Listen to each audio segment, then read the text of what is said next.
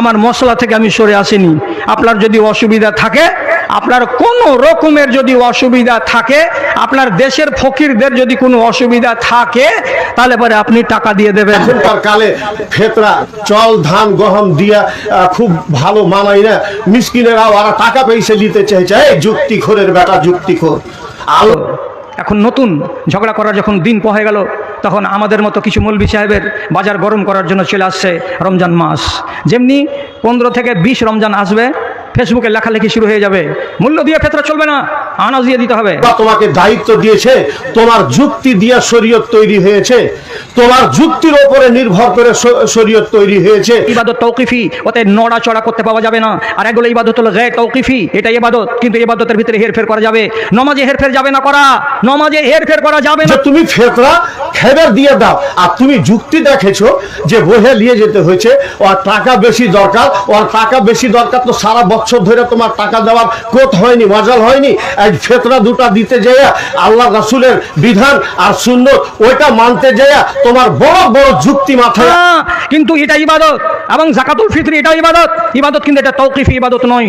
যদি ইবাদত এটা তৌকিফি হতো, তাহলে রাসূলুল্লাহর যুগে হযরত আসমা রাদিয়াল্লাহু তাআলা আনহা হাফ কেজি আল্লাহ রাসূল জানতক না, বুঝতক না যে কোনটা বেশি কাজী আর কোনটা বেশি উপকারী।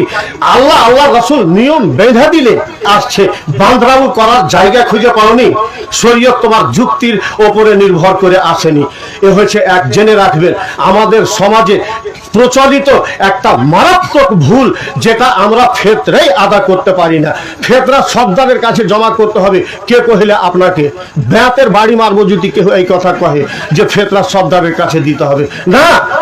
তোমার ফেতরা তুমি ফেতরা আজকে social media Facebook lane, YouTube lane কিংবা হোয়াটসঅ্যাপ লেন, যতগুলো আপনার সোশ্যাল মিডিয়ার প্ল্যাটফর্ম রয়েছে, সেই প্ল্যাটফর্মে আপনি দেখতে পাবেন এই জাকাতুল ফিতর নিয়ে আহলুল হাদিসদের মধ্যে দুইটি মত, এতে মতভেদ রয়েছে। কেউ বলছে টাকা দেওয়া জায়েজ, এটা দিতে পারা যায়। কেউ বলছে না, টাকা দিয়ে চলবে না, টাকা দিয়ে ফিতরা আদায় হবে না, এখানে আপনাকে খাদ্যদ্রব্য দিয়েই আদায় করতে হবে।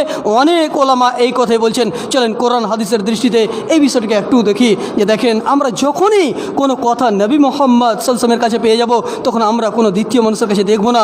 যদিও উনি একজন বিশিষ্ট আলেম, বিশিষ্ট মুহাদ্দিসিনে কেরাম, বিশিষ্ট জ্ঞানী মানুষ, সত্যি আমরা তিনাদের শ্রদ্ধা করব, তিনাদের সম্মান করব। আমরা ইমাম আবু হানিফা রাহিমাহুল্লাহকে ভালোবাসবো, ইমাম মালিককে ভালোবাসবো, ইমাম তাইমিয়াকে ভালোবাসবো, কিন্তু তিনাদের কথা যদি কোনো কথা, কোনো বাণী, কোনো আপনার পরিচেষ্টাতে নবী মুহাম্মদ সাল্লাল্লাহু আলাইহি ওয়াসাল্লামের আদর্শর উল্টা হয়ে যায়, সেটাকে আমরা ছেড়ে দেব। এবং নবী মুহাম্মদ সাল্লাল্লাহু আলাইহি ওয়াসাল্লাম যে শিক্ষা দিয়েছেন, যে পদ্ধতি দিয়েছেন, সেটাকে আমরা মাথা নত করে মেনে নেব। একজন মুমিনের এটা কর্তব্য। যখন নবী মুহাম্মদ সাল্লাল্লাহু আলাইহি ওয়াসাল্লামের আদর্শ চলে আসবে আপনার কাছে, তখন আপনার আর কোনো দ্বিতীয় ব্যক্তি দেখার কোনো প্রয়োজন নাই। আপনাকে নবী মুহাম্মদ সাল্লাল্লাহু আলাইহি ওয়াসাল্লামের আদর্শকে মেনে নিতে হবে। একজন মুমিনের এটা কর্তব্য এবং এটা অলঙ্ঘনীয় দায়িত্ব। যখন নবী মুহাম্মদ সাল্লাল্লাহু আলাইহি ওয়াসাল্লামের আদর্শ চলে আসবে, মুহাম্মদ সাল্লাল্লাহু আলাইহি ওয়াসাল্লামের কথাকে যদি না মানবেন, আমার কথা কেন মানবেন? আমাদের ইমামের কথা কেন মানবেন? যখন আপনি মুহাম্মদ সাল্লাল্লাহু আলাইহি ওয়াসাল্লামের আদর্শ পেয়ে যাবেন, মুহাম্মদ সাল্লাল্লাহু আলাইহি ওয়াসাল্লামের কাছ থেকে কোনো সমাধান পেয়ে যাবেন, তখন আপনার জন্য এটা কর্তব্য হবে যে আপনি মুহাম্মদ সাল্লাল্লাহু আলাইহি ওয়াসাল্লামের আদর্শকে গ্রহণ করবেন, আদর্শকে মেনে নেবেন এবং তিনাদের কথাকে আপনি সম্মানের সাথে সেটাকে ছেড়ে দিবেন। যেহেতু আল্লাহ রাব্বুল ইজ্জত কত চমৎকার কথা বলেছেন। দেখেন সূরা নিসার মধ্যে সূরা নম্বর 4 আয়াত নম্বর 59 মধ্যে বলেন, ইয়া আইয়ুহাল্লাযীনা আমানু আতিউল্লাহ ওয়া আতিউর রাসূল ওয়া উলিল আমর মিনকুম। এখানে দুটি জিনিস বোঝার চেষ্টা করুন। আল্লাহ বলছেন, কত চমৎকার কথা বলছেন। এই আয়াতটা যদি আপনি বুঝে যান, অবশ্যই আপনার দিমাগটা খুলে যাবে যে না, সত্যিকারই আমাদেরকে নবী মুহাম্মদ সাল্লাল্লাহু আলাইহি ওয়াসাল্লামের কথাকে মানতে হবে, আল্লাহর কথাকে মানতে হবে, আর বৈশিষ্ট্য আলেমের কথাকে মানতে হবে। কিন্তু যদি ওনাদের কথা আল্লাহ এবং আল্লাহ রসুলের কোনো বাণীর একটু সাইডে চলে যায়, তবে সম্মানের সাথে সেটাকে ছেড়ে দিতে হবে, সেটাকে সাইডে রেখে দিতে হবে। আপনাকে কী করতে হবে? আল্লাহ এবং আল্লাহ রসুলের বিধানের দিকে প্রত্যাবর্তন করতে হবে, ফিরে যেতে হবে। এই কথা আল্লাহ রাব্বুল ইজ্জত স্বয়ং এই আয়াতের মধ্যে শিক্ষা দিয়েছেন। চলেন বোঝার চেষ্টা করুন। আল্লাহ বলছেন, ইয়া আইয়ুহাল্লাযীনা আমানু আতিউল্লাহ ওয়া আতিউর রাসূল, আল্লাহ বলছেন হে বিশ্বাসীগণ, যারা আমাকে মেনে নিছো, ইসলামকে মেনে নিছো, কোরআনকে মেনে নিছো, ফেরেশতা মণ্ডলীর প্রতি বিশ্বাস এনেছো, কবরের আযাব শান্তি শাস্তির প্রতি ঈমান এনেছো, তোমরা ইসলামের যতগুলো নিয়ম নীতির প্রতি যারা ঈমান এনেছো, তাদেরকে আল্লাহ বলছেন বিশেষভাবে যে আল্লাহ বলছেন হে ঈমানদারেরা, তোমরা আল্লাহ এবং আল্লাহর রসুলের ইতআত করো, অনুসরণ করো, ওয়া উলিল আমর মিনকুম, এবং তোমাদের মধ্যে যারা জ্ঞানীগুণী মানুষ রয়েছে, যারা আমির রয়েছে, যারা আলেম রয়েছে, তাদের তোমরা ইত্তেবা করো, অনুসরণ করো। এখানে বোঝার চেষ্টা করুন, এখানে তিনটে কথা আপনাদের সামনে রাখলাম। একটি হচ্ছে আল্লাহর বিধানকে মেনে নিতে হবে, আল্লাহর কথাকে মেনে নিতে হবে। 2 নম্বর হচ্ছে নবী মুহাম্মদ সাল্লাল্লাহু আলাইহি ওয়াসাল্লামের আদর্শকে মেনে নিতে হবে। তারপরে 3 নম্বর হচ্ছে আলেমবর্গদের ইমামদের কথাকে আমাদেরকে মানতে হবে। কথাটা যদি আপনি এখানে বুঝে যান, অবশ্যই আপনি অনেক কিছু এখানে শিক্ষা পেয়ে যাবেন। এই আয়াতটার প্রতি আপনি একটু লক্ষ্য রাখুন। আল্লাহ বলছেন যে হে ইমানদারেরা, তোমরা আল্লাহর কথাকে মেনে নাও, আল্লাহর বিধানের ইতআত করো, ইত্তেবা করো, অনুসরণ করো, আল্লাহর রসুলের ইতআত করো, ইত্তেবা করো, অনুসরণ করো। এবং তোমাদের মধ্যে যারা আমির রয়েছে, যারা বাদশাহ রয়েছে, কিংবা যারা ইমাম রয়েছে, কিংবা আপনাদের সমাজের মধ্যে আলেম ওলামা বর্গ রয়েছে, তাদের তোমরা ইতআত করো, ইত্তেবা করো। এখানে 3 জনের কথা আল্লাহ রাব্বুল ইজ্জত উল্লেখিত করলেন। তারপরে আল্লাহ বলছেন ফা ইন তানাজাতুম ফি শাইইন, যদি তাদের মধ্যে কোনো জায়গাতে মতপার্থক্য চলে আসে, কথা বোঝার চেষ্টা করবেন, যদি কোনো জায়গাতে মতপার্থক্য চলে আসে, তাহলে তোমরা কি করবে? ফারুদ্দুহু ইলাল্লাহি ওয়া রাসূল, তোমরা আল্লাহ এবং আল্লাহর রসুলের দিকে ফিরে যাবে। কথাটা বোঝার চেষ্টা করুন। এখানে মনে করেন একজন ইমাম, আপনাদের গ্রামের কিংবা আমাদের ইলমের কোন একজন বিশিষ্ট আলেমে দ্বীন, উনি বলছেন যে না, টাকা দিয়ে ফিতরা দেওয়া জায়েজ, যাবে, দিতে পারা যায়। একজন বললেন, এবং আল্লাহ এবং আল্লাহ রসুলের বিধান এক বলছে। এখানে দেখেন, আমাদেরকে আল্লাহর কথাকে মানতে হবে, 1 নম্বর কথা। 2 নম্বর হচ্ছে আল্লাহ রসুলের বিধানকে মানতে হবে, আমাদের ইমামদের কথাও মানতে হবে, আমাদের আলেম সমাজের কথাও মানতে হবে। কিন্তু এই আলেম সমাজের কথা বলতে যে আল্লাহ রাব্বুল ইজ্জত বলছেন যে তাদের মধ্যে মতভেদ ফা ইন তানাজাতুম ফি শাইইন, তাদের মধ্যে মতভেদ যদি আসে, তাদের মধ্যে মেল হচ্ছে না, তখন তোমরা কি করবে? ফারুদ্দুহু ইলাল্লাহি ওয়া রাসূল, তোমরা আল্লাহ এবং আল্লাহর রসুলের দিকে ফিরে যাবে, আল্লাহ এবং আল্লাহর রসুলের দিকে ফিরে যাবে। আপনি এখানে বোঝার চেষ্টা করুন, এখানে আল্লাহ বলছেন যে তোমরা আল্লাহ এবং আল্লাহর রসুলের বিধানকে মেনে নাও, এবং তোমাদের সমাজের মধ্যে যারা আলেমবর্গ রয়েছে, ওলামা ইকরাম রয়েছে, তাদের তোমরা ইতআত করো, অনুসরণ করো। কিন্তু তাদের মধ্যে যদি মতভেদ, মতপার্থক্য, নক্য চলে আসে, তাহলে তোমরা কি করবে? ফারুদ্দুহু ইলাল্লাহি ওয়া রাসূল, তোমরা আল্লাহ এবং আল্লাহর রসুলের দিকে সেটাকে ফিরিয়ে দিবে, সেটাকে প্রত্যাবর্তন করবে। আপনি বলুন তো, একজন মুমিনের কর্তব্য কি? এই আয়াতের মধ্যে কী শিক্ষা রয়েছে? যে দেখেন, একজন আলেম বলছেন যে না, টাকা দিয়ে ফিতরা জায়েজ, একজন বলছেন যে টাকা দিয়ে ফিতরা জায়েজ, একজন বলছে খাদ্যদ্রব্য দিয়ে দিতে হবে। এর আপনি জিজ্ঞাসা করবেন, দাদা আপনি টাকা দিয়ে যে জায়েজ বললেন, আপনি কি ভিত্তিতে বললেন? কোন হাদিস থেকে বললেন? কি হাদিসের পরিপ্রেক্ষিতে বললেন? কোন জায়গাতে আল্লাহ রসুল সাল্লাল্লাহু আলাইহি ওয়াসাল্লাম বলেছেন, কিংবা আল্লাহ কোন জায়গাতে বলেছেন? যদি না বলেন, তাহলে আপনাকে সেটাকে বহিষ্কার করতে হবে, ছেড়ে দিতে হবে, এবং আল্লাহর রসুলের যে বিধান আছে, সে বিধানকে আপনাকে আমাকে মাথা নত করে মেনে নিতে হবে। এটি আপনার জন্য দায়িত্ব এবং অলঙ্ঘনীয় কর্তব্য। যদি না করেন, তাহলে আপনার জন্য আপনার মতো হতভাগার কেউ হতে পারে না। যেহেতু সহিহ বুখারীর মধ্যে আপনার অনেক জায়গাতে এই একসা খাদ্যদ্রব্যের ব্যাপারে, তম মানে হচ্ছে খাদ্যদ্রব্য, আপনাদেরকে সাধারণভাবে বোঝাচ্ছি যে দেখেন, সহিহ বুখারীর মধ্যে 1506 নম্বর হাদিস যখন আপনি পড়বেন, আবু সাঈদ খুদরি রাদিয়াল্লাহু তাআলা আনহু তিনি বলছেন যে আমরা যাকাতুল ফিত্র আদায় করতাম। একজন বিশিষ্ট সাহাবী, যিনি নবী মুহাম্মদ সাল্লাল্লাহু আলাইহি ওয়াসাল্লামকে স্বচক্ষে দেখেছেন, নবী মুহাম্মদ সাল্লাল্লাহু আলাইহি ওয়াসাল্লামের সাথীবৃন্দ, তিনি বলছেন আমরা যাকাতুল ফিত্র আদায় করতাম খাদ্যদ্রব্য দিয়ে। কথা বিচার চেষ্টা করবেন, একসা খাদ্যদ্রব্য দিয়ে, কিংবা খেজুর দিয়ে, একসা খেজুর, একসা পানির, একসা জব, এইভাবে 6 প্রকারের জিনিসকে উল্লেখিত করা হয়েছে। এখানে আপনি বুঝবে বলবেন যে দাদা আপনি তো খেজুরের কথা বললেন, পানির কথা বললেন, কিংবা জবের কথা বললেন, কিংবা গহমের কথা বললেন, এখানে তো চাওয়ালের কথা নাই, কিংবা আটার কথা নাই। আপনি হয়তো বলছেন, আমাকে প্রশ্ন করলেন যে দাদা আপনি তো বললেন এখানে আপনাকে পানির দিতে হবে, কিংবা জব দিতে হবে, খেজুর দিতে হবে, কিন্তু এগুলো তো আমরা খাই নাই। তো এখানে দেখেন, আল্লাহ রসুল সাল্লাল্লাহু আলাইহি ওয়াসাল্লাম বললেন যে একসা তম দিতে হবে। মানে সাহাবী আবু সাঈদ খুদরি রাদিয়াল্লাহু তাআলা আনহু তিনি বর্ণনা করছেন সহিহ বুখারীর মধ্যে। আপনারা যিনারা আপনাদের মধ্যে অ্যান্ড্রয়েড মোবাইল রয়েছে, অ্যান্ড্রয়েড মোবাইল, তিনাদেরকে আমি আহ্বান করছি যে আপনারা সার্চ করবেন গুগলে যে আপনার সহিহ বুখারী হাদিস নাম্বার নাম্বার 1506, 1503, 1511, 1509, 1513 এইভাবে আপনি সার্চ করবেন, আপনি অটোমেটিক আপনি পেয়ে যাবেন। বিশেষভাবে আপনি বাংলা পড়তে জানেন, বাংলাতেই দেখেন, কিংবা যদি আপনি না জানেন, হয়তো আপনার বাড়িতে হয়তো বা কোনো একটা ছেলে পড়ালেখা আছে, তাকে যা বলেন বাংলাতে দেখবেন, ওখানে লিখবেন সহিহ বুখারী, সহিহ বুখারী লিখবেন, 1506 দিলেন, সার্চ করার পরে দেখবেন ওখানে আল্লাহ রসুল সাল্লাল্লাহু আলাইহি ওয়াসাল্লামের একজন বিশিষ্ট সাহাবী আবু সাঈদ খুদরি রাদিয়াল্লাহু তাআলা আনহু তিনি বলছেন যে আমরা জাকাতুল ফিতর আদায় করতাম একসা খাদ্যদ্রব্য দিয়ে, একসা পানির দিয়ে, কিংবা মানে অথবা খাদ্যদ্রব্য অথবা পানির অথবা জব অথবা করে খেজুর, এইভাবে মানে বারবার করে অথবা মানে এইটা না হলে এটা না হলে এটা না হলে এটা, মানে ওইটিকের মধ্যে একটা যে কোনো কিছু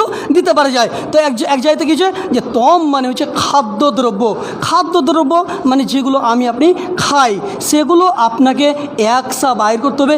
এবং একসার যেটা মাপ এখন যেটা দেখাচ্ছে ওলামায়ে কেরাম কিংবা যে মাপটা আসছে যে 2.5 কেজি থেকে কিছুটা বেশি এবং 3 কিলো থেকে কিছুটা কম, আপনি 2.5 কেজি দিয়ে দেন, এটাই আপনার জন্য সুন্নতি তরিকা হবে যে আপনি খাদ্যদ্রব্য দিয়ে জাকাতুল ফিতর আদায় করবেন। কেন কি আল্লাহ রাব্বুল ইজ্জত বলছেন ফাইন তানাজাতুম ফি শাইইন, যদি তাদের মধ্যে মতভেদ হয়ে যায় তাহলে তোমরা কি করবে, ফারুদ্দু ইলাল্লাহি ওয়া রাসূল, তোমরা আল্লাহ এবং আল্লাহ রসুলের দিকে ফিরে যাবে, আল্লাহ এবং আল্লাহ রসুলের দিকে ফিরে যাবে।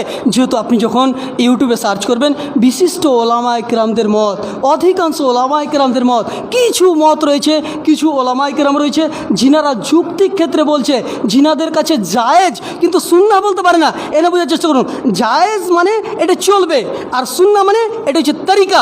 এই তরিকাকার মুহাম্মদ সাল্লাল্লাহু আলাইহি সাল্লামের এবং সাহাবায়ে কেরামদের কথাটা বোঝার চেষ্টা করুন।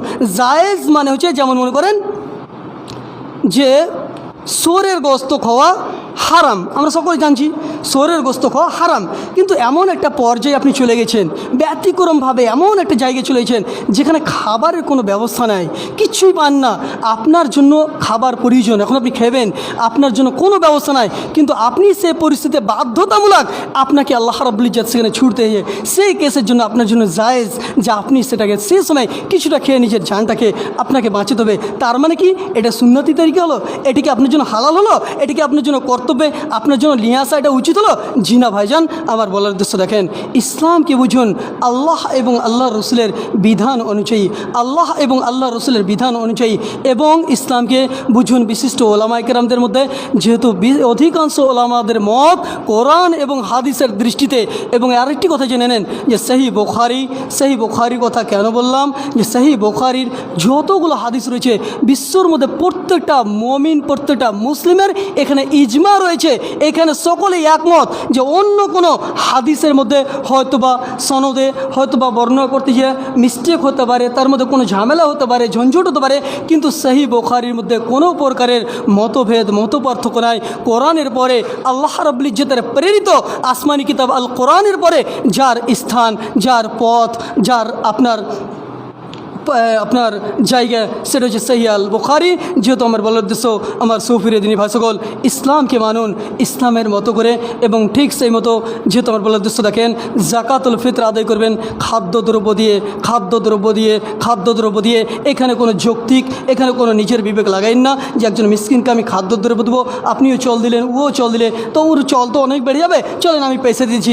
জি না ভাইজান, ইসলামে কোনো যুক্তি চলে না, এখানে ইসলামে কোনো যুক্তি চলে না, এখানে চলবে কোরআন এবং নবী মুহাম্মদ সাল্লাল্লাহু আলাইহি সাল্লামের হাদিস, এখানে চলবে মুহাম্মদ সাল্লাল্লাহু আলাইহি সাল্লামের আদর্শ। যেহেতু আমি আপনাদেরকে আহ্বান করব যে যদি আপনি জাকাতুল ফিতর আদায় করতে চান, আপনি অবশ্যই খাদ্যদ্রব্য দিয়ে দিবেন। আপনি খাদ্যদ্রব্য যে খাবার খাচ্ছেন সেটা আপনি 2.5 কেজি থেকে কিছুটা বেশি কিংবা 2.5 কেজি করে আপনার বাড়িতে যতগুলো মানুষ রয়েছে আপনি এক এক করে দিয়ে দেবেন। যেহেতু আমি যে হাদিসটা আপনাদের সামনে পরিবেশন করেছিলাম সেই হাদিসটি শুধুমাত্র একটু বুঝুন। এখানে নবী মুহাম্মদ সাল্লাল্লাহু আলাইহি ওয়াসাল্লাম বলছেন, সহিহ বুখারী হাদিস নম্বর 1503, এখানে হাদিসের ভাব অর্থ বোঝার চেষ্টা করুন। আন ইবনে উমারা রাদিয়াল্লাহু তাআলা আনহুমা قال ফারাজা রাসূলুল্লাহ সাল্লাল্লাহু আলাইহি সাল্লাম, নবী মুহাম্মদ সাল্লাল্লাহু আলাইহি সাল্লাম ফরজ করেছেন জাকাতুল ফিতরে সা মিন তামরিন আও সা মিন সাইরিন আলাল আবদি ওয়াল হুররি ওয়াজ যাকারি ওয়া উনসা আস-সাগীরি ওয়াল কাবীরি মিনাল মুসলিমিন। এখানে এই কথাটা একটু বোঝার চেষ্টা করুন। নবী মুহাম্মদ সাল্লাল্লাহু আলাইহি সাল্লাম ফরজ করেছেন জাকাতুল ফিতরে কি দিয়ে? আপনার জব, আপনার খেজুর দিয়ে 100 খেজুর কিংবা 100 আপনার জৌ, এই যে আপনি দিবেন 100, এইটাকে আপনার নবী মোহাম্মদ সাল্লাল্লাহু আলাইহি ওয়াসাল্লাম ফরজ করছেন কার জন্য? আপনাদের সকলের জন্য, প্রত্যেকটা গোলামের জন্য, প্রত্যেকটা ব্যক্তির, যদি হচ্ছে সে কাউরির গোলাম হতে পারে কিংবা আজাদ হতে পারে, আপনার তারপরে আপনার মেয়ে ছেলে হতে পারে, পুরুষ হতে পারে এবং ছোট বাচ্চা হতে পারে, বুড়ি বৃদ্ধ মানুষ হতে পারে, মানে প্রাপ্তবয়স্ক ব্যক্তি হতে পারে, অপ্রাপ্তবয়স্ক ব্যক্তি হতে পারে, এইভাবে সকলের জন্য নবী মোহাম্মদ সাল্লাল্লাহু আলাইহি ওয়াসাল্লাম ফরজ করেছেন। এবং জাকাতুল ফিতর আদায় করবেন আপনার 28 রোজার পরে কিংবা ঈদের নামাজের আগে আগে। কথাটা বোঝার চেষ্টা করুন, ঈদের পরে যদি আপনি জাকাতুল ফিতর আদায় করেন, নামাজ পড়ে এলেন, মনে করেন আপনি এখানে দেন, যদি ইসলামটা যুক্তি দিয়ে চলতো তাহলে আমি ভাবতাম এখন তো সকলে চল দিয়ে এলো, আমি কেন এখন দেবো?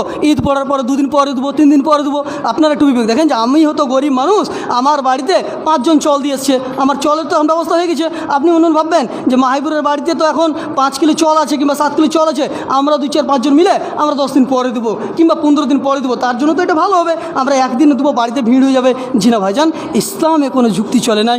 আবু দাউদের মধ্যে এই হাদিসটি পেয়ে যাবেন, 1609 নম্বর হাদিস, আবু দাউদের মধ্যে 1609 নম্বর হাদিস। এই হাদিসের বর্ণকারী হচ্ছেন আব্দুল্লাহ ইবনে আব্বাস রাদিয়াল্লাহু তাআলা আনহুমা। তিনি বর্ণনা করছেন যে জাকাতুল ফিতর তো আপনারা আদায় করবেন নামাজের আগে আগেই, সলাৎ কায়েম করার আগে আগেই, ঈদের সলাৎ কায়েম করার আগে আগেই। যদি আপনি আগে দেন তাহলে এটা হবে জাকাতুল ফিতর, এবং যদি আপনি সেটা না দিতে পারেন তাহলে এটা সাধারণ আপনার জন্য সাদকা হবে, এটা কিন্তু জাকাতুল ফিতর আদায় হলো না। দেখেন আমি এখান থেকে কী বুঝতে চাইলাম যে দেখেন নামাজ পড়ার পরে যদি আপনি দেন, এখানে তো আপনার কিংবা ওই ব্যক্তির কোনো ক্ষতি হচ্ছে না, কিন্তু আল্লাহ রসুল যে বলেছেন, আল্লাহ রসুল বলেছেন, সাহাবায়ে কেরাম মেনেছেন, তো এখানে আমার আপনার বিবেক লাগিয়ে কোনো লাভ হবে না। সুপ্রিয় ভাই সকল, আপনারা সকলেই এটাই চেষ্টা করবেন যে জাকাতুল ফিতর আদায় করবেন খাদ্যদ্রব্য দিয়ে। এবং যদি না জানেন, আপনাদের আরও যে ইউটিউব রয়েছে, মতিউর রহমান মাদানী নিতে পারেন, কিংবা আপনার মুজাফির বিন মহসিন আপনার আবু বকর জাকারিয়া নিতে পারেন। যতগুলো আপনার বিশিষ্ট ওলামায়ে কেরাম রয়েছেন, তিনাদের রায় নেবেন, 1-2 জনের যুক্তিতে যাইন না। যুক্তির ক্ষেত্রে আপনি ইসলামকে মানতে যাইন না। যেটা সুন্নাত রয়েছে, যেটা কোরআন এবং হাদিস, যেটা দলিল ভিত্তিক যিনি বলবেন, তিনার কথাকে আপনাকে আমাকে মাথা নত করে মেনে নেওয়া একান্তভাবে কর্তব্য এবং দায়িত্ব।